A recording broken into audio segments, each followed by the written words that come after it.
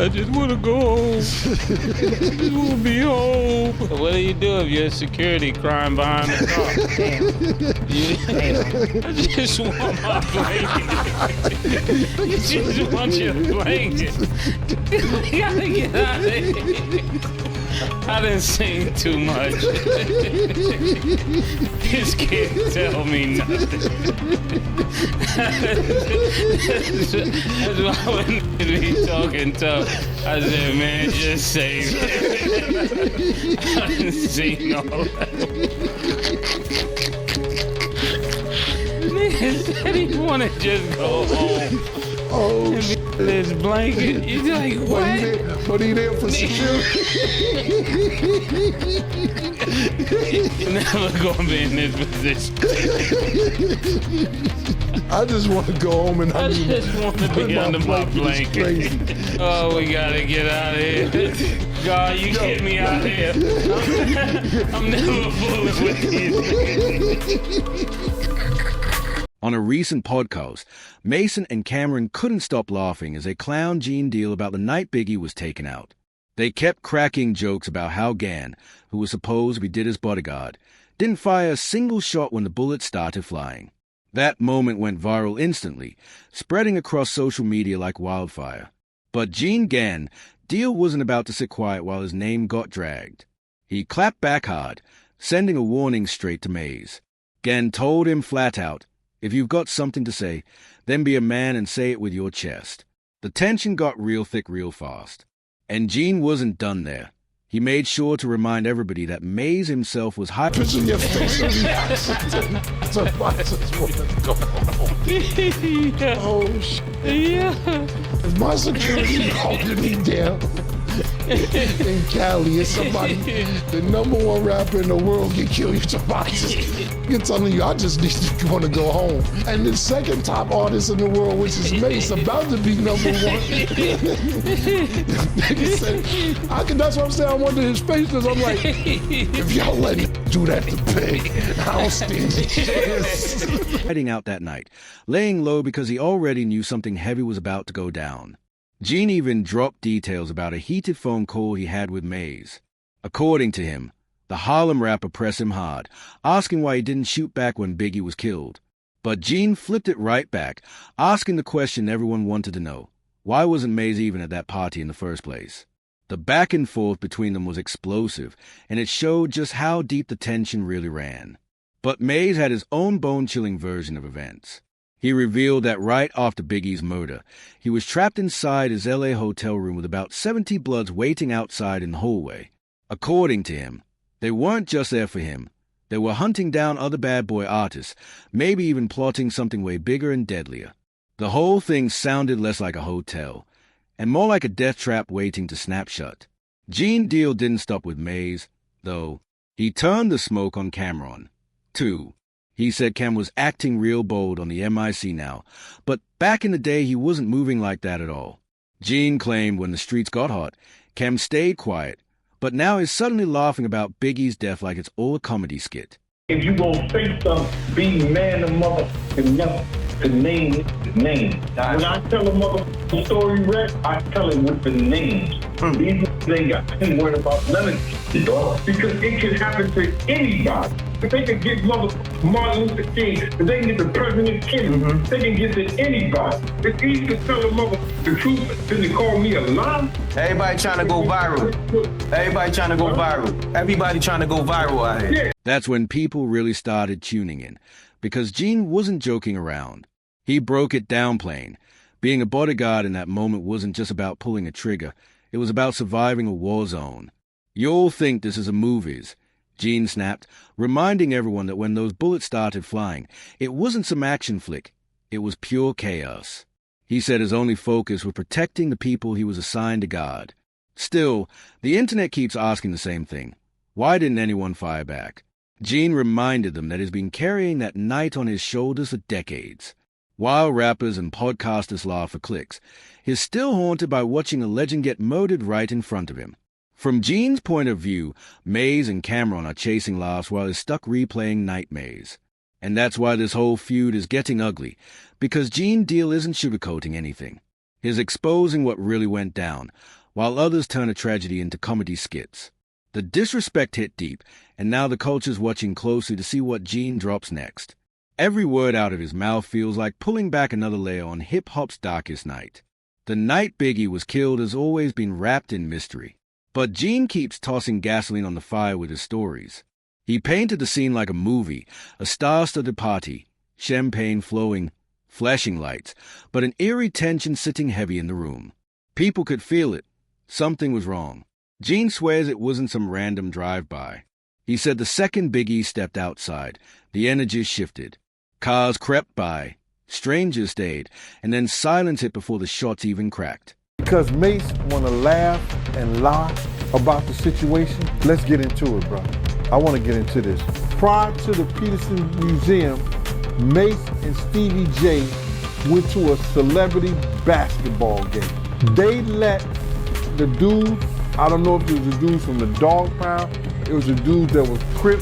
They let Stevie J and Mase know we want Puff and we want Big. Mase felt like he was safe, laying down there, throwing up West Coast signs with them. Mase came back from that game. He let me know and he let Puff know. He never mentioned a damn thing to Big. As his label mate, as a fellow New Yorker, he had an obligation to tell Big, and he knows I came and got him. And Mase said, yo, Big G, why you here? Why you here? He said, Big G, I'm all right. I said, if you was all right, why am I here? And when those shots rang out, the entire world flipped upside down. Screams filled the night, glass shattered everywhere, and the reality set in. Hip-hop's brightest star had just been executed in cold blood. The chaos, the panic, the heartbreak. It wasn't just a moment. It was a night the culture changed forever. And Gene Deal is making sure nobody forgets how real and how brutal it truly was. Gene says the people who were supposed to have Biggie's back were nowhere to be seen. He even hints that certain folks already knew danger was coming but chose silence to protect themselves. That's why he doesn't brush off Mase or Cam's laughter, because to him, that night wasn't comedy. It was betrayal colliding with tragedy. And what really shook people was Gene's claim that after the shots, everything froze. No retaliation, no fight back, just silence as Biggie's team stood in shock. That frozen image has haunted Gene for decades. While the internet debates his story, he swears that eerie calm was the most chilling part of it all. Critics argue his version only adds fuel to the mystery. Was this a setup, or just another senseless act of violence that ripped hip-hop apart? Either way, the moment Biggie fell, the game changed forever, and the questions haven't stopped since. The streets exploded after Biggie's death. Rumors spread like wildfire. You want to say something, mate? Tell us why you didn't go. Mate, why you didn't go to the party? Mate, why you didn't go to the party? I was in a hotel with Brandy. Why you didn't go? Brandy told you, you told me that Brandy told you, let's go to the party. Why you didn't go to the party? I didn't go to the party because all y'all seem like snakes. And I'm not going to. So, Mase, who told you, Mase, didn't I tell you, listen to him, Mase, did I tell, let's keep it 100. When you was riding around, Let me answer. Go ahead. Let me answer the question. You guys was the security. If somebody shot the biggest rapper in the world, why y'all didn't shoot back? Y'all had guns? Mase, let me ask you something. I'm gonna get to that. Mase, Mase, one question. When you was riding around Cali with Stevie J, didn't I pull you to the side and say, what the f is you doing in a drop top Benz riding around with Stevie J around Cali? Did I say that to you? Did I say that to you, Mase? That's some Some swore it was an orchestrated hit. Others blamed the never-ending East Coast versus West Coast war. But no matter the theory, the whispers only got louder. And right in the middle of it all was Gene Deal, forced to defend his name while the culture demanded answers. The pressure on him never let up.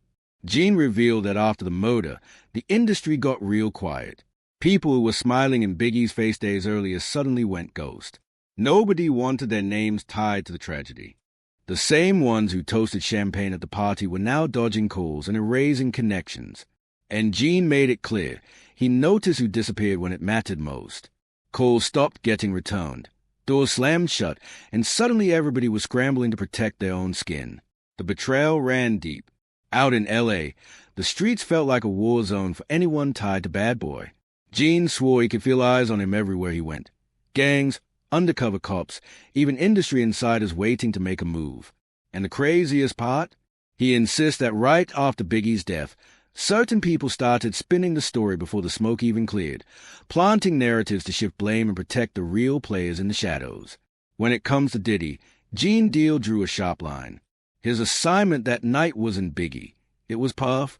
His only job was to keep Diddy alive. But here's where things get messy. Critics argue that while Gene was locked on Puff's safety, Biggie was left wide open. That's the guilt Gene says has haunted him for decades. Watching Biggie take his last breath while trying to juggle security for Puff felt like being torn in two directions, and that nightmare still sits heavy on him today. Gene also pointed out something that raised eyebrows. Puff had people around him who were supposed to be making the calls, mapping the routes, locking down safety. But that entire system collapsed in one night. Too many coincidences, too many slip-ups, and way too many people who suddenly had nothing to say when the heat came down. And Gene went further, hinting that Diddy's silence wasn't just grief, it was control. Control of the narrative, control of the empire, and control of the money flow. Meanwhile, Gene's the one bleeding truth and making enemies every time he speaks. And then there's Mase's chilling confession. He admitted he was trapped in his L.A. hotel room with around 70 Bloods waiting outside his door. He couldn't even step into the hallway. According to him, those gang members weren't just hunting him. They were looking for Bad Boy artists, maybe even setting up something bigger. Gene Deal himself had to come get him out. It painted the picture just how deadly things got in the aftermath and why so many artists went into hiding. Law enforcement swooped in after Biggie's death. But instead of answers, Gene says they brought nothing but more confusion. He swears the investigation was shady from the start. Detective quick to point fingers at random suspects while avoiding the bigger question, who really set up the hit? To Gene, it felt like a cover-up in motion. He claimed cops grilled him hard to make him crack, but he knew deep down they weren't chasing truth. They already had their story written, and it didn't include exposing powerful names. And here's where it gets darker. Gene insists off-duty cops were running in the same circles as industry heavyweights, playing both sides between gangs and the music business.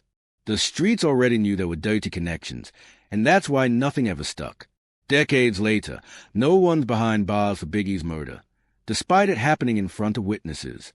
For fans, it's a nightmare.